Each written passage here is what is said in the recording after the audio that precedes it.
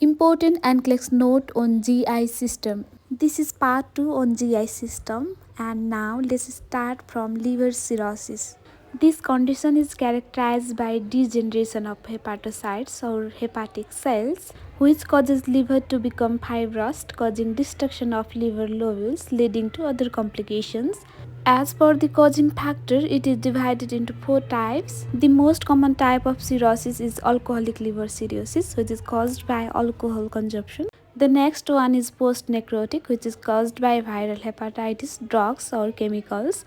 And the next one is biliary, which is caused by obstruction in the biliary tract. And the last one is cardiac cirrhosis, which is associated with severe right-sided heart failure. The clinical manifestations depend upon the stage. In all stages, there will be fatigue, weakness, anorexia, mild weight loss, nausea, vomiting.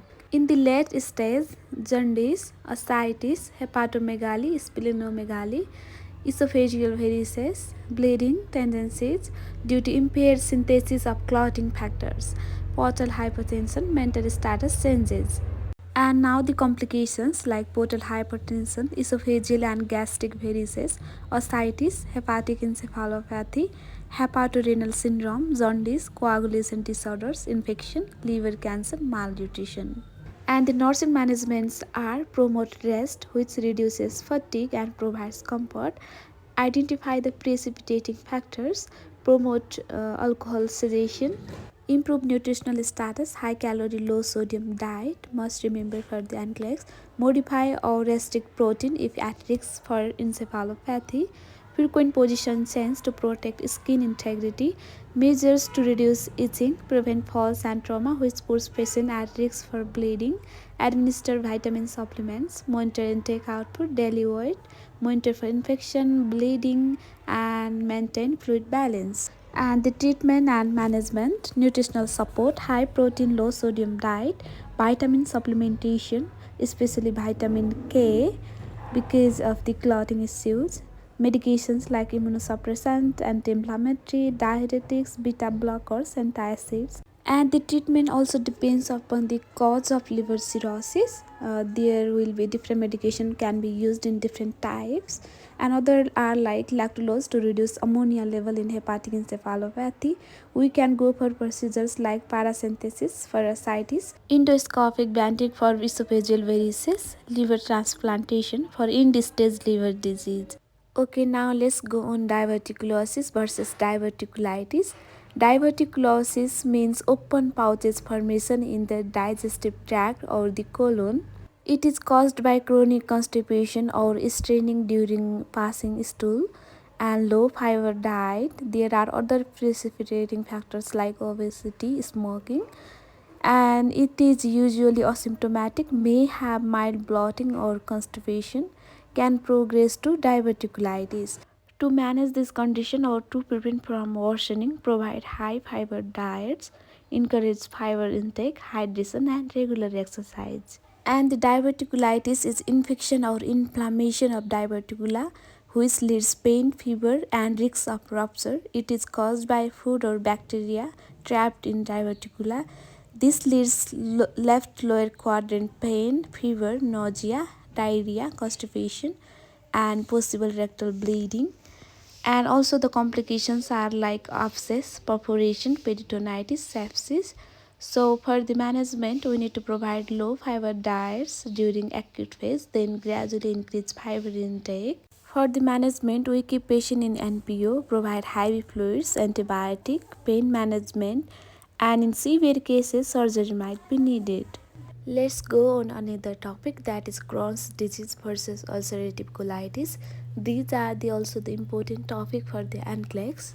The most important thing to remember is both are the inflammatory bowel disease, but in Crohn's disease, the entire GI tract is affected, but in ulcerative colitis, only colon and rectum are affected.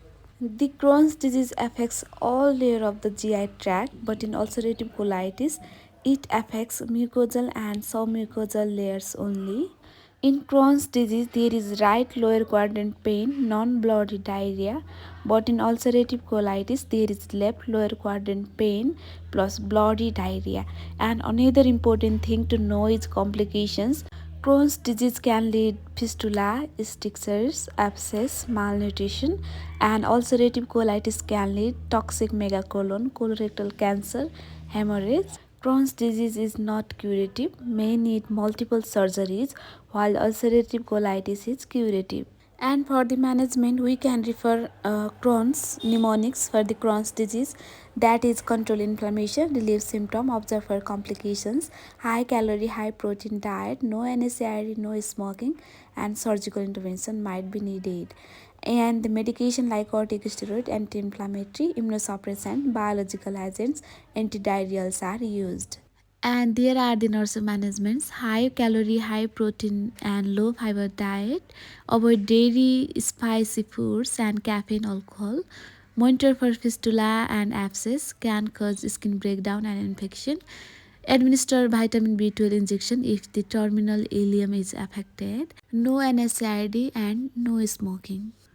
To remember the ulcerative colitis, use ulcer mnemonics. There is urgent frequent bowel motions like diarrhea, loss of weight and appetite, cramp in left lower quadrant, electrolyte imbalances, elevated temperature, rectal bleeding, and severe diarrhea. In this case, because of the frequent bowel movements, we provide low fiber diet. Report any sign of perforation, toxic megacolon, like rigid abdomen, fever, and tachycardia. Assess for stool, blood, and frequency. IO monitoring, no NSAID, no smoking. The medications used in ulcerative colitis are sulfasalazine, steroids, supplements of iron, vitamin B12, calcium, vitamin D. For the suppressing immune system, azathioprine, methotrexate, and antidiarrheals are used. Must remember to avoid high fiber foods, dairy, fatty, caffeine, and alcohol. Encourage for high calorie, high protein diet, small frequent meals, fluid and electrolyte management. To cure this condition, colectomy is performed. Patient may need ileostomy or J-pouch surgery. Stomach care education is important in post-op phase. Being a nurse, we need to monitor for the complications, watch for the sign and symptom of toxic megacolon. To prevent from colon cancer, regular colonoscopy screening is needed. To prevent from anemia, watch for chronic bleeding. Let's go on celiac disease, which is autoimmune disorder, and the immune system is triggered by gluten containing grains, where the ingestion of gluten triggers an immune response that damages the small intestine, or villi destruction happens in the small intestine. And the key manifestations are malabsorption of nutrients, anemia, abdominal pain, bloating, lactulose intolerance, appetite changes, bone loss, cysturia, oral ulcers, rashes, poor weight gain, neurological symptoms. In this condition, the gluten-free diet is only the treatment. Monitor for anemia, osteoporosis, or the clinical manifestation of this condition or the complications. Educate patient regarding gluten-free diet or gluten-free for life. Monitor for diarrhea, weight loss, vitamin deficiencies. Check food and medication labels. Assess for dermatitis herpetiformis. Teach about cross-contamination. And there is difference between celiac and lactulose intolerance. In lactulose intolerance, there is no lactase enzyme which leads temporary symptom, but this is not autoimmune like celiac. Now the another topic, that is irritable bowel syndrome, which is also known as IBS. This is chronic functional disorder of GI tract with no structural damage. This is characterized by abdominal pain, bloating, altered bowel habits. There might be diarrhea or constipation, or might be both. The triggering agents are stress, certain foods, and hormonal changes. The key symptoms are like abdominal pain, bloating, change in stool consistency and frequency, diarrhea, excess mucus in stool, fatigue, and stress related symptoms. In this condition, avoid and identify the triggering agents, bulk forming fibers for the constipation but not for the diarrhea. Stress reduction is important. Consume small frequent meals. Avoid high fat, spicy, gas producing foods. Regular exercise. Educate on symptom tracking and medications. And the medications used in IBS are bulk forming laxative for the constipation, antidiarrheals for the diarrhea, dietary changes, gut relaxants, SSRI or TCA antidepressants for stress and pain control, tricyclic antidepressant for diarrhea related IBS, serotonin receptor drugs. In this condition, there are certain foods that triggers the patient's symptoms, so we need to encourage food and symptom diary to trigger the triggers. Educate on diet modifications, promote stress management techniques, monitor dehydration risks in IBS diarrhea patients, assess for red flags or symptoms like weight loss, blood in stool, fever, severe pain, and this might be the symptoms of other conditions like cancer or another disorder, not the IBS. And the next topic is bowel obstruction. There is blockage in the intestine preventing food, fluids, gas from moving through the GI tract.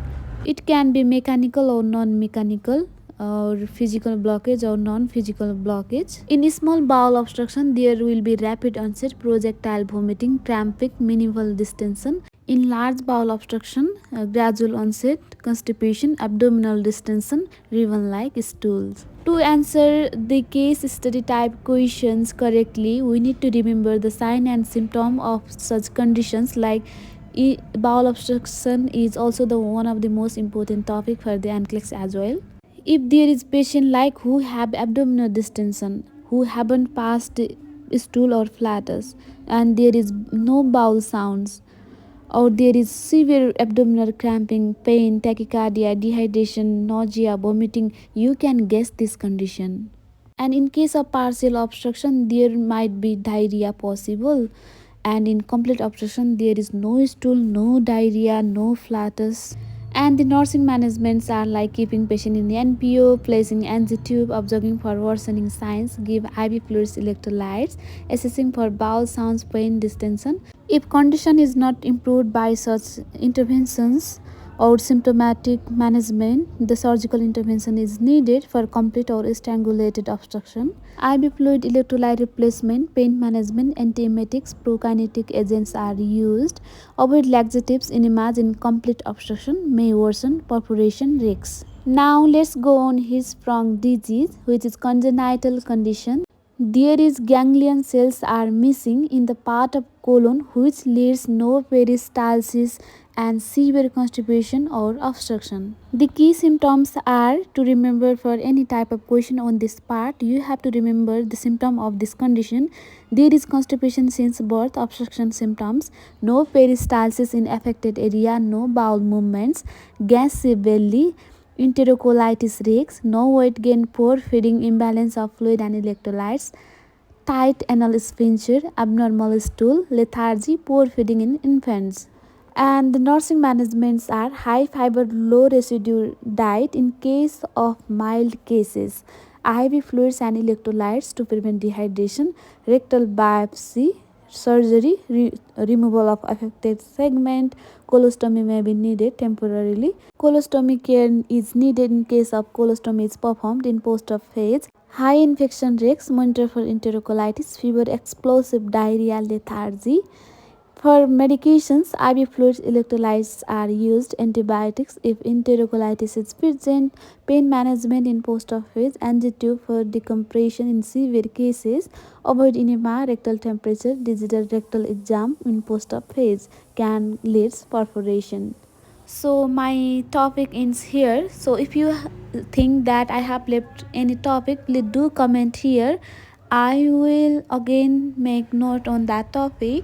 So for the NCLEX tip on GI system, what I want to say is please do know the conditions and remember the symptoms, and the cause is not that important. The main thing to remember is symptoms and their management. If you know the symptom, you can do symptomatic managements. Remembering the sign and symptom, you can guess the condition and you can manage accordingly. Thank you for watching. Do subscribe my YouTube as well.